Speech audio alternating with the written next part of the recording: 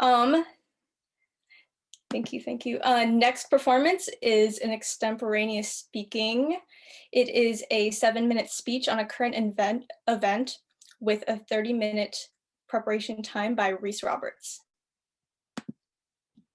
And Reese, as she gets ready, she got 3 topics right before this event started. So just like Rosalie, this is fairly impromptu and spontaneous. So she had 3 choices of current event topics, and then she'll achieve, oh, whoa, goal achieved. So before Reese goes, just want to recognize all of our donors. Congratulations, everyone. We hit our first goal of $500.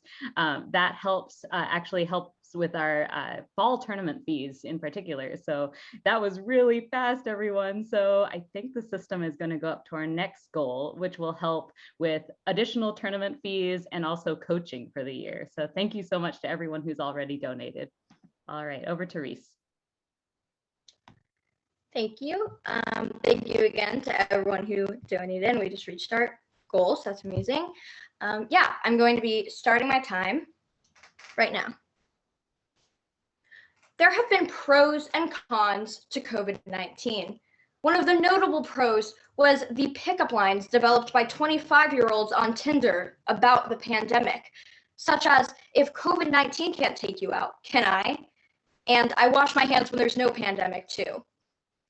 Now, there have also been some very strong negatives to COVID, being 576,000 deaths in the US alone. That's a big, scary number. And I'm sure that we've heard lots of numbers and statistics in the last year, but that is a milestone one. And that's in the US alone. It was a very scary time, a very scary last year, but we have seemed to be turning a corner. 46%, close to half, of anyone eligible in the US has been vaccinated with the first dose. We are relying on the Biden administration this crucial time to distribute vaccines to everyone who can get them to hopefully bring this seemingly never-ending nightmare to an end. But now we need to narrow the scope on who will be getting these vaccines and how to best prioritize those receiving them, which brings us to the imperative question we ask today. Should COVID-19 vaccines continue to be distributed equally among states, or should more be allocated to states with the highest number of new cases? My answer to this is simple and quite clear.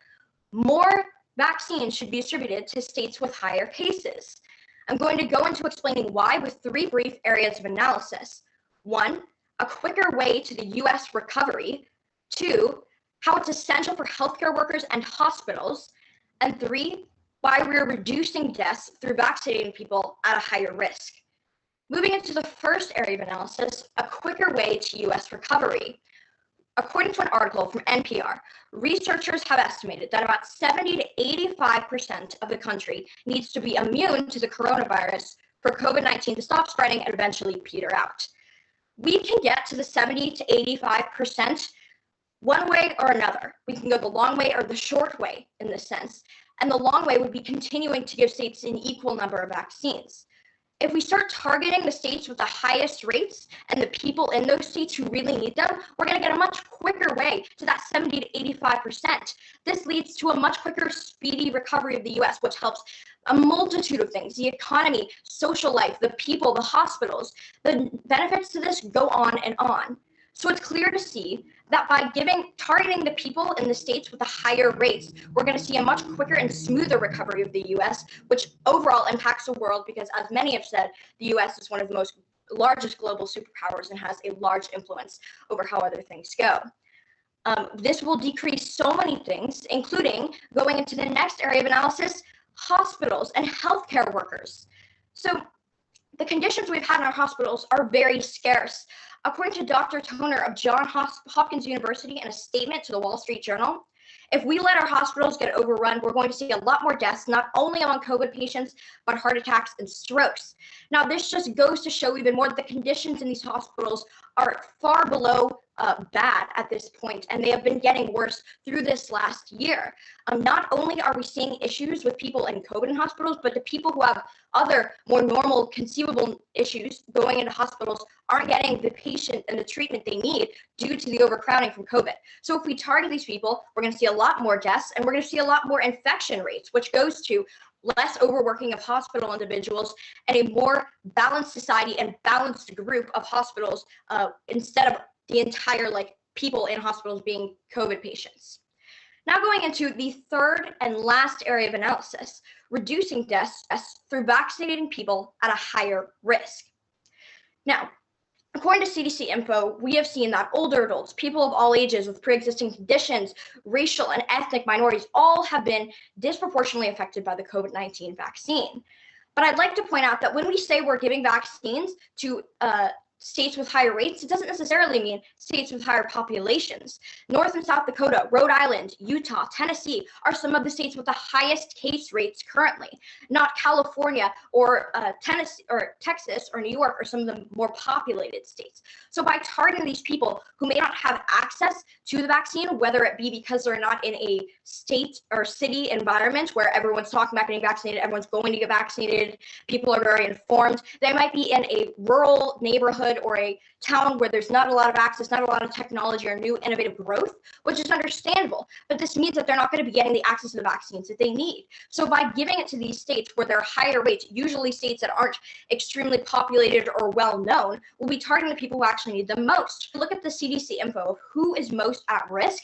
We should be treating these people in these states with high risk of COVID as their own category. As we have been prioritizing older adults or anyone with pre-existing conditions, we should be prioritizing these people in these states with more people around them with COVID.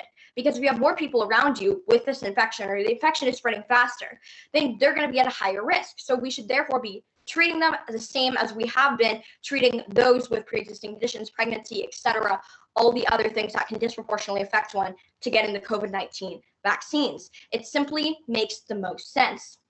So when we go back to looking at our question, should COVID-19 vaccines continue to be distributed equally among states, or should more be allocated to states with the highest number of new cases? The answer is plain and simple. More to those with the higher cases. We can do this this will benefit the U.S. in a few ways. One, a quicker way to the U.S. recovery system, which benefits the economy and so many other things.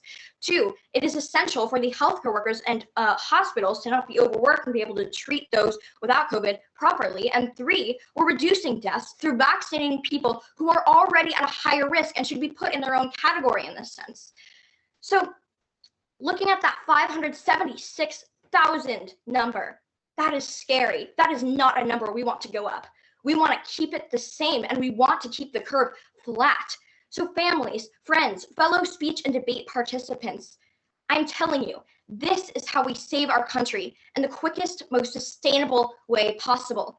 This is how we keep the U.S. alive and well as it should be. Thank you.